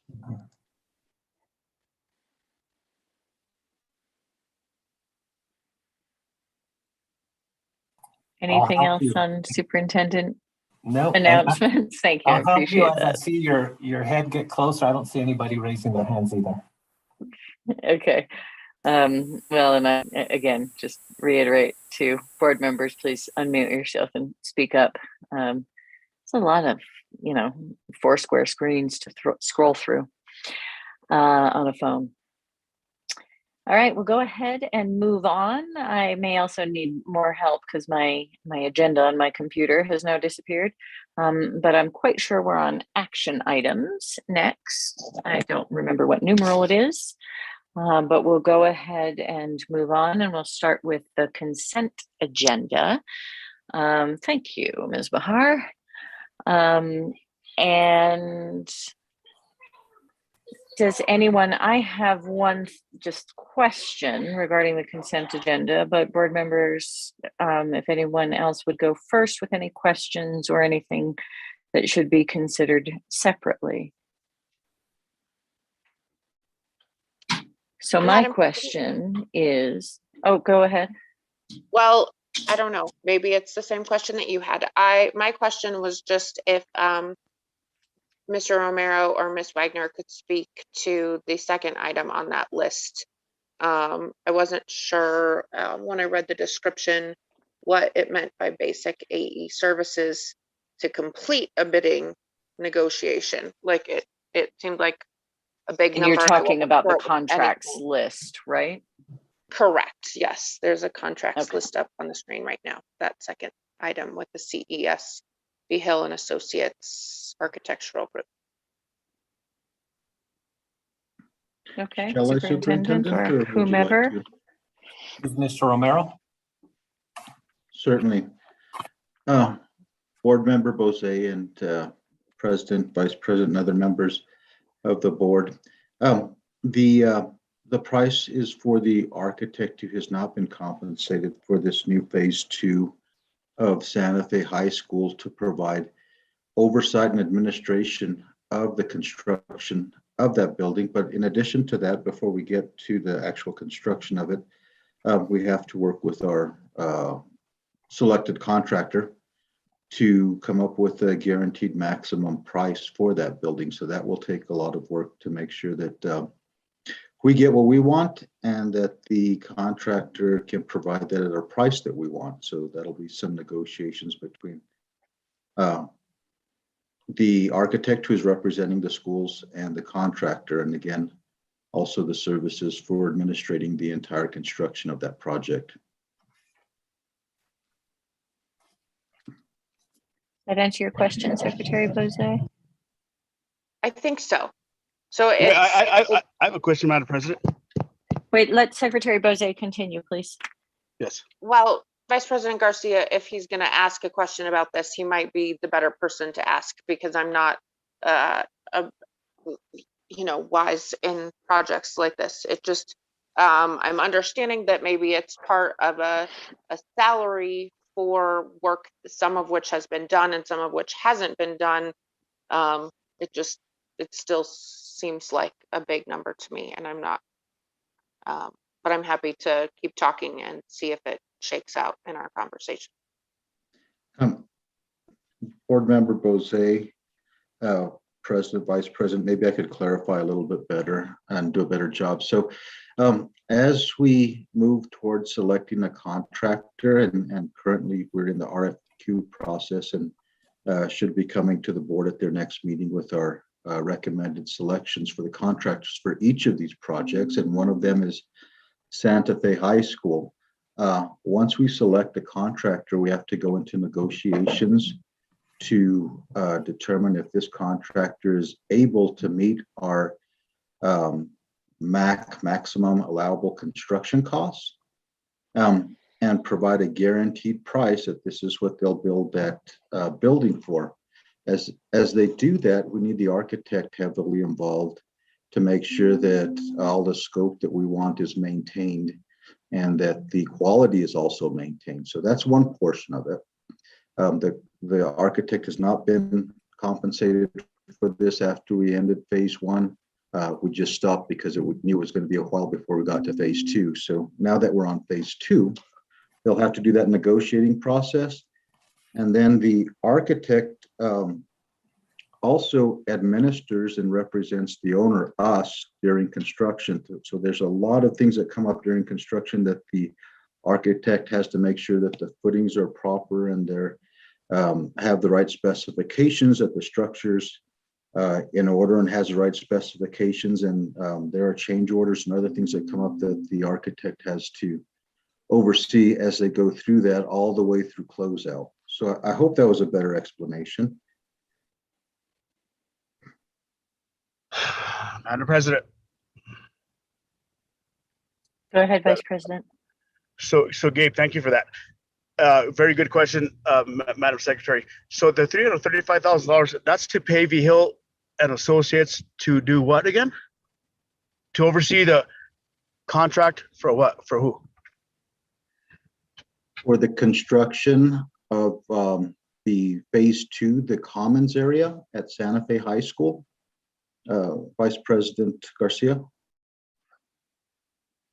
So who is the architect on board right now that's designing that commons area? V Hill and Associates.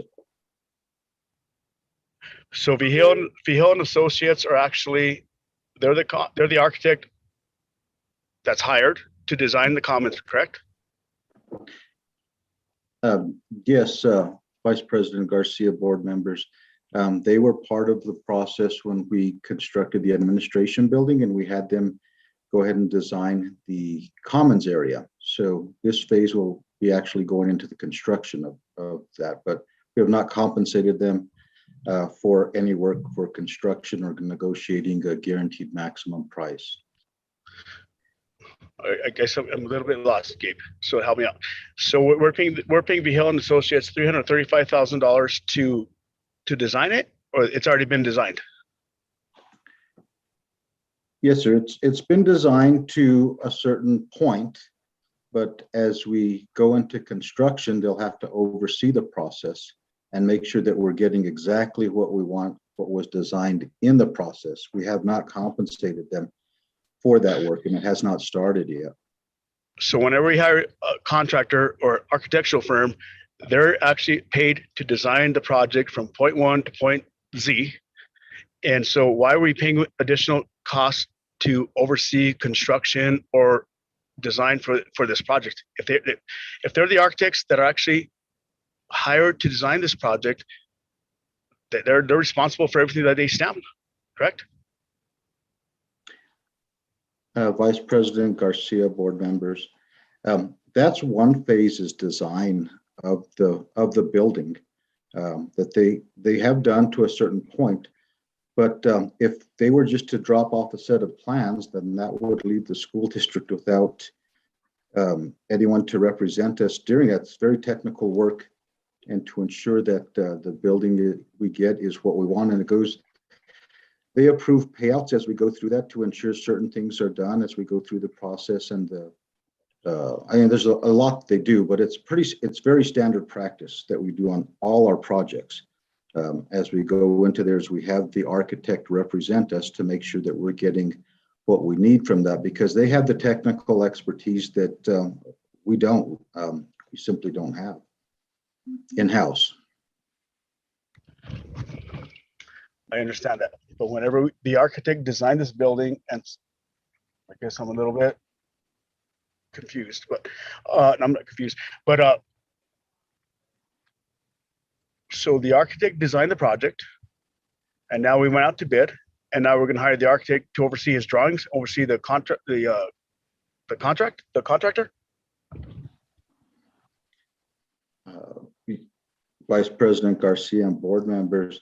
Yeah, that's essentially correct. We also have the negotiating process where we want to get a maximum or a guaranteed price that will fit our budget, that won't go over our budget. So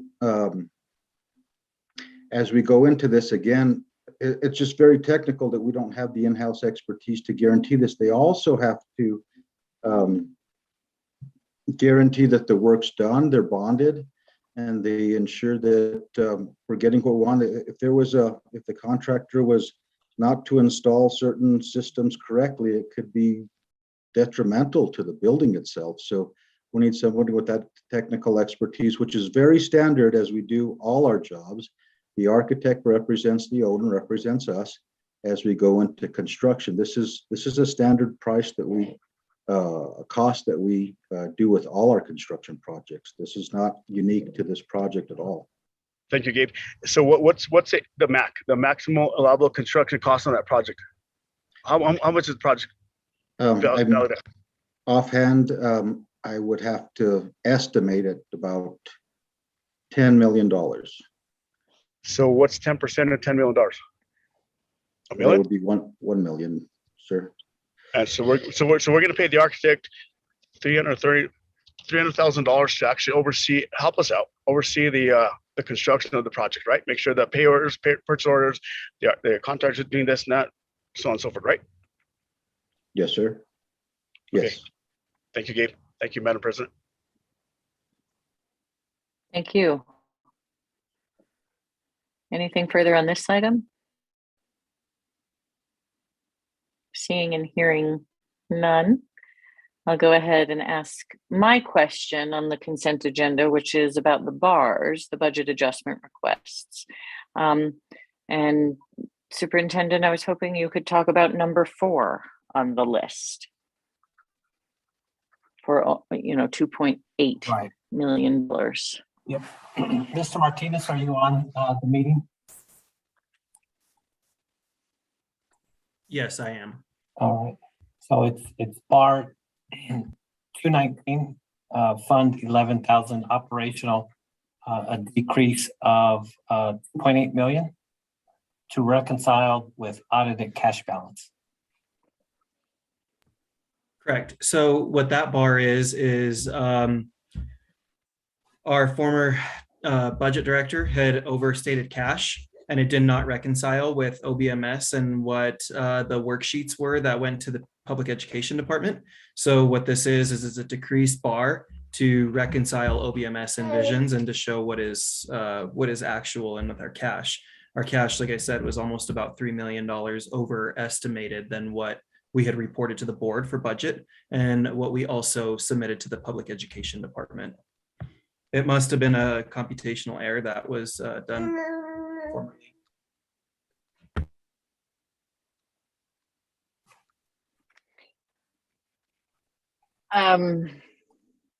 When did this come to light? Sorry. It's Noble, okay, yeah. honestly, the sound of a child in the meeting is So- always welcome, Robert. So, President Noble, members of the board, Superintendent Chavez, what this is, as you can see in all our bars, like if you look at number 5, it's a maintenance budget bar to align with visions. What the district does is we ensure on a quarterly basis, monthly basis, that that everything aligns, that OBMS aligns with visions, sorry. And, but no, we have to make sure that we're checking on a weekly basis. So monthly basis, quarterly basis, it depends on the fund. So there's some that we catch, just like as you'll see in bar number 5 or bar number 6, whenever money goes between a function or whenever money goes between an object or a job class or anything, we have to do a maintenance bar for that, or a decrease bar or an increase bar, just to ensure that whatever is going to the PED and what is in OBMS matches visions. We can't overstate anything or understate anything. It has to be totally balanced. I think I understand. And Visions, I think, is our software, and OBMS is the state's budget Visions? management. Yeah, go ahead. Correct. So Visions is our software. That's where we upload the budget. We are not able at the school district to do anything, any budget adjustments or anything until they have been obviously approved by the board, but they have to be done in OBMS first. If we actually do something in Visions before it's approved in OBMS, it is could result in an audit finding. But like I said, it's just protocol that we've done in the district, in the last few years to ensure that OBMS and Visions match. They have to match. If not, it'll result in a finding. But like I said, with this specific one, cash was overstated. I talked with our comptroller the other day about this before the bar went in. The comptroller made the recommendation to the former employee that we should only, budget what was expected. I think the former budget director expected there to be an increase in cash balance, but it was not going to be that significant. So like I said, we implemented this bar to balance OBMS and Visions and what is actual and what is actually submitted in OBMS. And we discovered this relatively recently, given that we're doing it now. Yeah, we've like I said, we also wanted to wait until our audit was released and our roll forward happened as well, because that actually shows us where we are actually at from the prior fiscal year as well and what cash is rolling over. We can't do it's really not a good idea to do any bars of that significant impact until the audit has been done and until the roll forward's been done. Now that the roll forward's been done, we waited until after February to see if that was accurate and correct and what exactly our number would be. Okay. Thank you very much. You're welcome. Madam President. Go ahead, Vice President Garcia. Very good questions that you asked, Mr. Martinez. Congratulations. I guess you have a little one here, there, obviously. Congratulations. Like the president said, it's always good to hear a kid in the background because we are the school board and that's awesome. But thank you for catching this stuff. And I really appreciate what you do as the finance director for the school board. But thank you. I appreciate it, Vice President. Okay. Thank you. Thank you, Madam President. All right. Anything else on the consent agenda? Or anything? I have a quick question. Go ahead. Is that little kid hungry? He doesn't Aren't know. they always? He doesn't know. Is this the part of the meeting where we talk about tortillas? Because it's. Oh my God, Mrs. Secretary, here we go. We're gonna read tortillas. All right, let's. I think that let's comes approve next some on consent advanced agenda. planning. Yes. Back to business. So is there anything anybody wants to consider separately, or is there a motion? Well, either way, is there a motion? Please speak up. It's ever. I move approval. That's Second. Mrs. Member Anderson. Thank you, Board Member Anderson. I can recognize your voice. With a second by Vice President Garcia. Any further discussion on the consent agenda? We'll do a roll call vote on approval of the consent agenda. Vice President Garcia, Yes. Secretary Bozay, Yes. Dr. Gonzalez, Yes. Board Member Anderson, Yes. and the president also votes yes. Thank you very much. We have approved the consent agenda. Moving on to action item B. Is this the amended childcare policy? I can't see that. You're My spot on. goodness. Yep, it is. Second reading and approval of amended policy 250, employee childcare. Correct. Superintendent. Thank you, Board President Noble, members of the board with us tonight, taking us through the second reading and approval of amended policy 250, employee childcare, is our legal counsel, Mr. Josh Granada. Good evening, Board President Noble, board members, Superintendent Chavez. As Superintendent Chavez just indicated, before us tonight is the amended policy 250, and the recommendation from the district is that the board go ahead and approve this amendment to the policy. As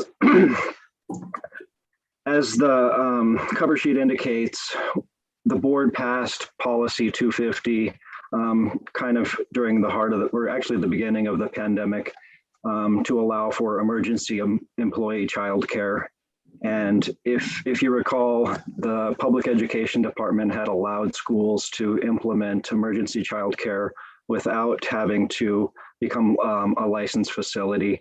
And this was a way to, address childcare during the pandemic. Unfortunately, just because of the way the pandemic unfolded, we weren't able to take advantage of these opportunities. A large reason being that is basically hard to find staff to fill these positions when the vaccines weren't available. And at that point in time, everybody was working from home and schools were fully remote. This policy expired in at the end of December of 2020. And so we're asking to amend this policy to allow the district now to explore the options of providing childcare. The district is looking to have a licensed facility, which is different than what was initially contemplated. And this policy will, allow the district to address some of the issues regarding teacher retention and recruitment. It's more or less of a pilot program to kind of get things off the ground to see if we can start providing childcare, taking advantage of the federal funds, the ESSER funds, and trying to get a program up and running so that, like I said, we can provide extra benefits to attract teachers to the community. With the cost of living here in Santa Fe, this is a benefit that I think would greatly enhance our abilities to attract and retain teachers in the district. So the district would recommend that the board approve the amendments to this policy. Madam President, Go ahead, Secretary Bozay. I would like to wholeheartedly move to approve this policy, please. I'll I second. wholeheartedly second. Thanks, Dr. Gonzalez. I think Dr. Gonzalez got there first on the second, so we clearly had a second and a second or third or second and a half. I'll do a fourth, Madam President. Fortunately, we all get to vote on this. So is there any further discussion or questions for Mr. Granada?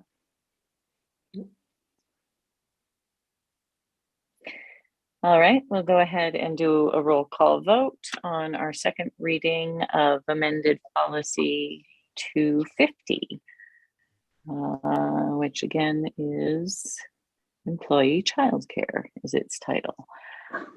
So voting on the approval, and this is our second reading. Vice President Garcia. Yes, Madam President. Thank you. Secretary Bozay. Yes. Dr. Gonzalez. Yes. Board Member Anderson. Yes. And the president also votes yes. We have approved the second reading of amended policy 250. Thank you very much, Mr. Granada. Thank you, Board President. Thank you, board members. And moving on to action item C, NMSBA 2022 Excellence in Student Achievement Award nomination form. So this is the one that we designated Dr. Gonzalez and Board Member Anderson to work on. Do you want to kick us off, Superintendent? Sure. Thank you, Board President Noble, members of the board. As we mentioned at previous board meetings, Board Member Anderson and Board Member Dr. Gonzalez were both nominated to review the nominations. They have that information with them. And so for us, again, in brief summary, as we can see on the screen, Excellence in Student Achievement Program seeks to promote student achievement in school districts and assist local school boards in recognizing school leaders, staff, and other individuals. So I do want to say thank you to everyone who participated in submitting names and also a brief summary as to why they felt they should be recognized. We have provided that list to Board Member Anderson and Board Member Gonzalez. And so we ask for approval of those nominations. Madam President, move for approval. Okay, I'll go ahead and second. Thank you, Vice President Garcia. How many of them are there? We have a total of 16. And if you remember, we had discussed awarding about 14. So almost hit the number. I like it. Yeah, you know, it's always hard. You got to go up a little bit. That's great. Well, thank you, Dr. Gonzalez, Board Member Anderson. Really appreciate you doing the work, and to everybody who submitted and helped with that. Again, I did it last year, and it was both one of my favorite and least favorite things to do because it's really hard work to make those choices. So thank you all. Is there any further discussion on this item? We have a motion to approve and a second. We'll go ahead and do a roll call vote. Vice President Garcia? Yes. Secretary Bozay? Yes. Dr. Gonzalez? Yes. Board Member Anderson? Yes. And the president also votes yes. Thank you very much. We have approved our NMSBA Excellence in Student Achievement Award nominations. Thank you. And we will be presenting those at a future board meeting, right, Superintendent? You are correct. And we will be covering the cost of all the additional. Remember, they only cover the cost of one. Right. So we have 15.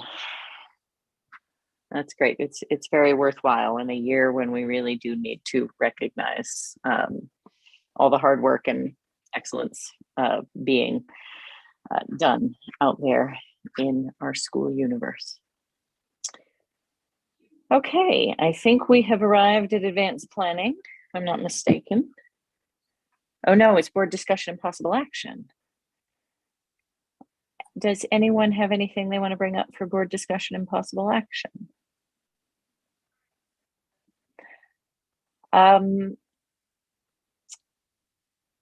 I would like to ask that board members share any salient thoughts and feelings and opinions about our return to in-person meetings. We heard that, of course, come up a couple times in our public comment tonight. I had planned to bring it up and ask for this so that we can talk about coming back together again and doing it in person. My suggestion, just to be candid to the superintendent, will be that we do it for the meeting after spring break to let everybody get through and get some rest at spring break. Things feel a little raw and thin on the ground in our education system right now. And anyway, so that is one thought, just to disclose it, but please, board members, because it's not on our agenda, we can't discuss it robustly tonight, but I think we can I'll think about it and send thoughts to the superintendent. Anything else for board discussion, possible action in the future? All right, let's move on to advanced planning. We have a meeting scheduled. This is so small on a phone. There we go. We have a meeting scheduled.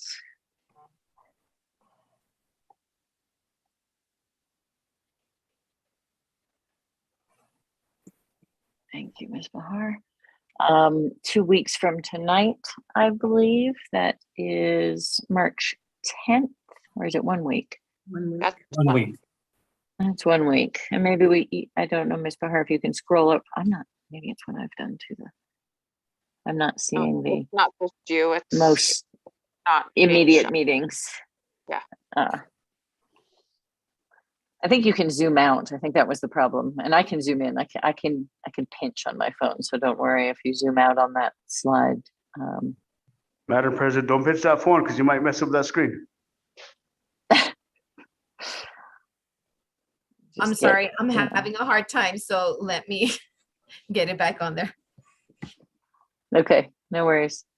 And maybe somebody could just tell us, because I can't see anything right now, unfortunately. I'm planning, I'll go ahead and jump in until we can fix it. We have the 9th of March, CRC meeting has been canceled. Then the following day, the 10th, we have the special board meeting to approve the GO bond and ETN sale at 5:15. And then followed by a study session, which is not tentative, it is taking place. And that is the wellness study session, correct? Yes, ma'am. Okay. And as a reminder, I am likely traveling for that meeting on March 10th, both the special meeting at 5:15 and the study session at 5:30. So I'm asking that Vice President Garcia take over chairing the meeting, and that board members just communicate, because when any one of us is going to be gone, if anything else happens, it of course gets closer and closer to not having a quorum, which we like to know about. So please plan on attending or communicate actively with the superintendent about what's going on. As Board Member Anderson did with me tonight. And thank you for that, because we knew to expect Board Member Anderson just a few minutes late. And that's always comforting. Madam President? Yes, go ahead, Secretary. So after next week, we have no more meetings then until the first meeting in April 7th. Does that sound correct? Where, all fingers crossed that COVID stays chill and we can come back together again in person, hopefully? That is correct. Okay. The 7th of April. So next week and then the 7th. Okay, perfect. Thank you.